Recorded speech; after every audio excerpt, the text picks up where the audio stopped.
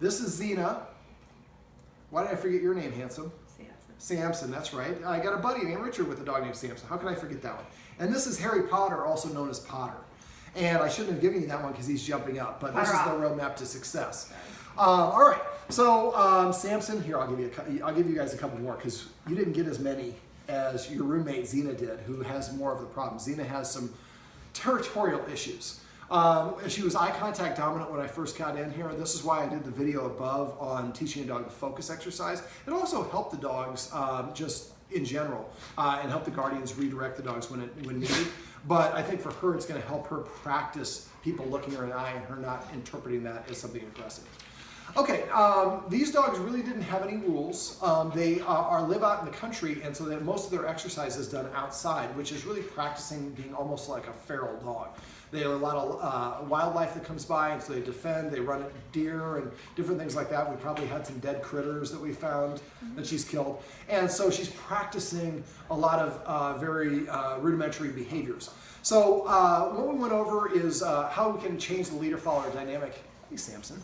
Oh, I thought she just grabbed a carrot. She just grabbed a toy. It just happened to be orange. Carrots are good for your dogs to chew on. They ward off a type of cancer, and it's a good way for dogs to chew, which helps them relax and self-soothe. So I went over the importance of rules and structure, and basically not having any rules can confuse a dog into thinking that we're peers. And then the dogs kind of invaded the human's personal space and nudged and pawed at them for attention. The humans petted them when they did that. So that can confuse the dogs into thinking we have the same or more authority than our humans, and we're responsible for our humans. Also, I asked the guardians what they could do to make the dogs, what the dogs could do to make them happy, and they couldn't tell me. If your dogs can't figure it out and they think they're in charge, they will start assuming different jobs and tasks to take care of you. Well, in this case, the dogs are trying to defend the property, and it's getting progressively worse. Just like a parent who has a child that doesn't listen to them, that stresses out the parent. Stressed situation is not when we're going to be at our optimal, and so we have a dog that's probably a little bit under-socialized, under-exercised, doesn't have the right perception of authority, and then is stressed out a little bit. And so that's kind of a combination for things that can go poorly. Now, she fortunately has only nipped a couple people, and she hasn't drawn blood, but she has done some headbutting, which is kind of in line of a nip. And so to flip the leader-follower dynamic, I went over a number of rules that the guardians can start to enforce so the dogs see the humans acting like leaders. So some of the rules would be not being allowed to be on the furniture for 30 days or as long as the problem's going on. Once the period of time is over and she's no longer guarding, then we can invite her up on the furniture with an invitation-only basis. And it's only for good behavior. So if I invite Xena up and she gets up and she starts growling at somebody outside, now you have to get down. Or if I invite her up and she gets down to get a bone to play with and brings it back, she would need another invitation to get back up. Another rule would be that dog has to sit before let it in or out the door, and we'd keep on doubling the length of time. Say sit once, the dog doesn't sit within 3 seconds, walk away and sit down somewhere, wait. After 1 minute, try again, and if she doesn't sit, then 2 minutes, then 4 minutes, then 8 minutes. And as soon as one of the dogs sits, let that dog out, don't let the other 2 dogs out. This is not a rule, but I'd like the guardians to get in the habit of pulling out a treat and a single treat and saying come or sit or down or whatever it is. And the first dog to get it gets the treat. Whoever comes in second and third doesn't get anything. Eventually, if we get 2 dogs to do the same effort, then I'm going to give both dogs the same reward. But we want to make sure that the dogs have motivation to listen to us. And I don't think these dogs really were very motivated to listen to their humans. And that's just an easy way to do that. Let me see, other rules, not being allowed to be within 7 feet of any human who's eating. It's kind of rude in the dog world. No, not being allowed in the kitchen when we're preparing food. The family's been feeding the dogs some people food, so I kind of went over the importance of not doing that because that kind of trains the dog to invade our personal space, which is something they should not do, especially when we're eating. The dogs also are free fed, and so I suggested that instead of free feeding them in the morning, we bring them inside and feed them in a structured order. The human who's feeding them should eat something first. If you're not going to eat a real meal, just eat a chip or a cracker, something you can eat in 5 or more bites. Then give Xena permission to eat. When she's eating, the other dogs are not allowed within 7 feet of her. As she goes and sifts the bowl, as soon as she sifts the bowl, she's on the clock. I give each dog 3 minutes. You can give 5 minutes if you feel bad. But as soon as the dog walks away, if there's any food left in the bowl, I pick up the bowl, I dump it empty, and I put the empty bowl back down.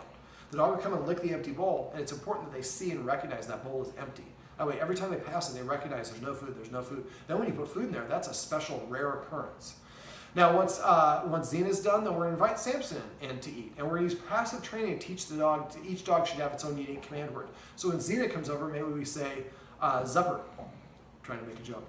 But whatever the unique command word is. So when she's taken their first bite of food for 2 months, we hear the word supper.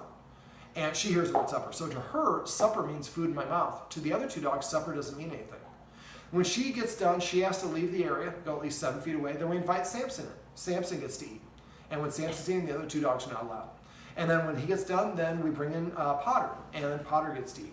And if any of them leave extra food there, we dump it afterwards so they get to eat whatever is available for them. Now, if they're only supposed to eat 1 cup and or they're supposed to eat a cup and they're only eating 3/4 of a cup, start feeding that dog only 3/4 of a cup for a couple of days until they're cleaning their plate, and then you can gradually start adding in more and more. Xena is probably a little bit overweight, not too bad, but taking that weight off now is going to be easier. It's going to help her joints and everything in the long run. Let me see. The guardians also need to make sure, I've seen a couple, I don't know, I only see a couple, but the dogs need to have a lot of chew toys. So I like to get nylabones, the rigid nylabones, and most people get the ones that look like a cartoon bone. I have one that looks like a forearm, one that looks like a chicken, one looks like a Tyrannosaurus, one that looks like a donut. There's all sorts of different, and they also come in different flavors. Go to Amazon or Chewy, they're gonna be cheaper than going Petco or PetSmart, and get like, $100 worth of those things. What I would do is introduce a new one every day. So that way there's something new that comes around, just like kids, video game loses its allure after a while. So, and sprinkling those in from time to time. I'd also like them to get some antlers. Elk antlers are probably a little bit more durable for the bigger dogs. Tucker's breed, they typically don't need a lot of stuff to chew on, so he might need more soft and plushy or things that aren't quite as hard. I'd also recommend a water buffalo tusk. I'm laughing because the Guardian is actually taking notes, and this video is for her. She'll be able to watch it anytime. I'm a note taker. I just think that's funny. But water buffalo tusk, when you get one of those, make sure it's solid the whole way through. Some people get one that looks like a horn. Come here, buddy. And the one that looks like a horn, they'll splinter. Yes, look at that. You are breaking the rule, but I look better when I have a dog in my lap in these videos. Giving them, and also getting them edible things to eat. And I don't mean like a California edible. I mean like kneecaps from cows, cow's ears, bully sticks, tracheas. I get a lot of chicken's feet for my dogs. All right, buddy, you can get down. No, you can't jump up though. Off. When he gets off, make sure you reward him after the fact when he does it, so that puts it in context and lets him know, hey, getting down is a good thing. I get a reward for doing that. To help reward the dogs, I went over a lot of positive training, dog training examples and exercises. I taught the dogs, the guardians, how to teach the dog to focus as well as how to stay. And if you forget how to do the stay, let me know. I can share a video where I've showed another dog how to do that. We want to use positive reinforcement to re-engage or reward them for desired actions and behaviors. Passive training is waiting for the dog to organically offer a behavior on its own without any influence for a human and just simply recognizing it. Well, right there I made a kiss, but if he just would have walked up to me, I would reach over and pet him and say, come. If he sits next to me, I pet him and say, sit. If he lays down, pet him and say, down, or crash, or whatever your word is. So after a while, the dog's like, they love it when I come to them. And then when you ask the dog to come to you, it's much more inclined to do that. But it's waiting for the dog to do it organically and expressing just the command word. Don't say good, come, or the dog's name and come, just the word come. And also don't elongate it. Don't say come. I'd like the guardian to make a list of the command words. And for new commands, try to teach the dogs a funny command word. You could say bed for the dog bed, or you could call it palace, or Pennsylvania, or whatever it is. You say something that resonates with you guys. It'll bring a little levity to the situation. I think because Xena's got a little aggression going on, I don't say aggression, more territorial behavior. I think that levity will really help. I also went over petting with a purpose, which is the dogs were invading the human's personal space or jumping up on them, and the people were rewarding them. Anything our dog is doing when we pet is what we're rewarding. So if a dog jumps up and I pet it, I'm rewarding it for jumping up. If a dog's nervous and I pet it, I'm going to make it more nervous or anxious or excited. So when we come home from work, if the dogs are excited, ignore them. Just walk through them as if they're not even there. And as soon as they start one of the dog calms down enough and it's almost completely calm, I reach for it. As soon as the dog starts wiggling, I pull my arm back and keep on doing my thing. I call this light switch on, light switch off. Light switch off on is engaging with the dog when it does something that we want. Light switch off is with precise timing, stopping our engagement when the dog does the wrong thing. So I'm petting the dog, and it's like, this is awesome, and he jumps up, I stop petting at that point. Or when we come home, the dogs are all excited, I ignore, and as soon as they calm down, then I start petting them. So we're teaching the dog through our actions or inactions of what it is that they do, what we want them to do or not to do. Now, we have some housekeepers, and Xena is kind of being a little bit territorial with them. So one of the things I went over was giving the guardian, the housekeepers, some of these high-value training treats like the ones I'm using. When they come into the door, they should come to the door and open the door and throw a treat in unless Xena is really worked up. And it might be good to have the dogs practice meeting them one dog only at the door, because that excitement cascades off the other dogs. So what they can do is, when Xena's calm, open the door, toss a treat in, close the door. Do that 2 or 3 times, and then open the door and then throw the treat. So we're by the front door, throw it over here. She goes over to get it, the person can come in and stand. And they shouldn't have any of their equipment, just by themselves. And they come in, they stand and wait at the door. In the dog world, it's very polite to wait for a dog to come and sniff you, and wait for it to get done sniffing you and walk away before you come in. So now I understand that's not convenient, but if we do that for maybe a couple weeks, they come by once a week? Yes. So we do that for a couple weeks. After a while, the dog's like, hey, this person comes in, they're respectful, they offer me a tribute of some high-value training treats, they show me respect, and so I can be relaxed about them being there. And then as they come in, I would give them a handful of treats and have them drop a treat the first 5 or 6 steps they take in the house. Make sure, again, if you're doing it with multiple dogs, we don't want the dogs to fight each other. I don't think these dogs will. But the idea is not to make it a competition, but just a pleasant association.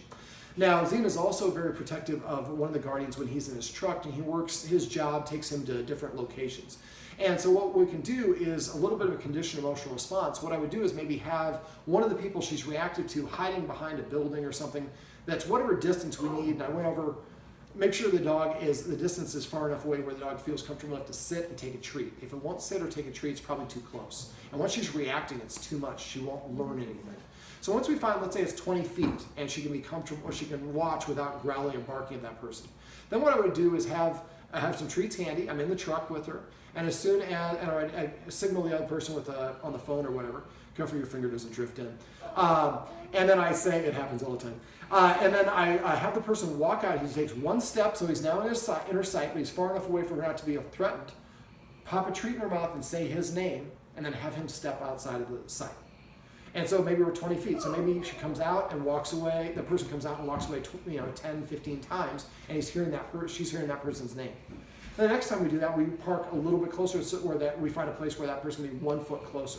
And we get closer and closer and closer. And so every time I see that person, the treat appears. And after a while, I create more of a positive association. Now, since she likes to catch, my next step is once the person can get pretty much right up to the truck or pretty close to the truck without her reacting, then I would have somebody put her on a leash, tether her to a tree or something solid that she's not going to be able to get away from. That will help the other person that she's approaching feel confident knowing she can't get to them. And then give them some high-value train treats, have them tell her to sit. When she sits, toss the treat. Now, when most people toss a treat for dogs, they go like this. 1, 2, and then the dog's like this when we throw the treat. So don't do a wind-up of 2, just toss them the first one and try to toss it so good, all she has to do is open her mouth. Now, she's actually good at catching, but because she's on a leash, she won't be able to snap everywhere. So toss them and then take note of how close they are, and eventually that person will get closer and closer and closer, and she doesn't look at them as a threat, she looks at them as a treat delivery person. That combined with upping her exercise, I talked about starting an exercise journal, as well as enforcing rules and boundaries, training them to redirect, and all these other things. We're kind of attacking these issues on multiple angles. I want Xena to kind of see, my security dog services are no longer needed around here. They like it when I come, when I sit, when I go to my dog bed, when I eat, chew the bone or whatever it is. And so now she's doing more positive things for us as opposed to negative. Now, because they're younger dogs, teaching a dog's new tricks and commands is a great way to boost their self-esteem. And a lot of dogs that are reactive do so out of an insecurity. Come. That's passive training. So after this, I can pet the dog for an hour. It just has to do something to change its state or prepay for the attention. So now she's going to nudge. Sit.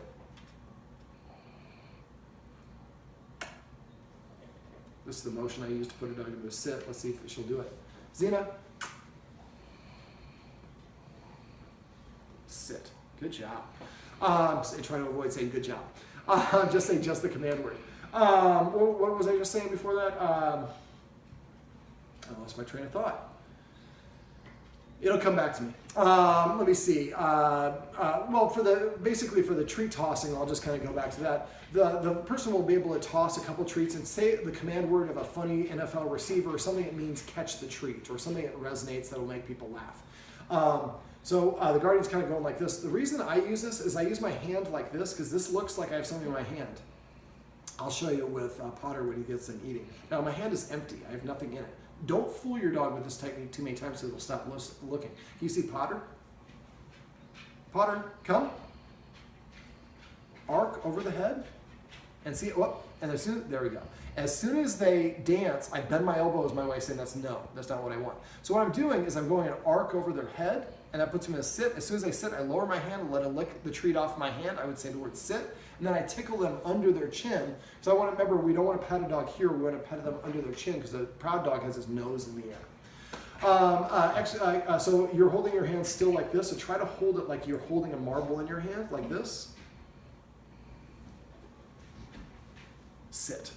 Good job, buddy. Avoid saying good job and a lot of other words, just say the command words. Now, I went over some watchwords. I like the guardians to make a list of the official command words. And when they're teaching new commands, that's what I was going over that I forgot. See, if you tell yourself, I'll remember in a minute, your brain will keep looking. So basically, what I'd like the guardians to do is take turns teaching the dogs new tricks or commands. Maybe, and don't make them too hard, but maybe every Sunday we teach the dogs, we separate the dogs, bang, you're dead.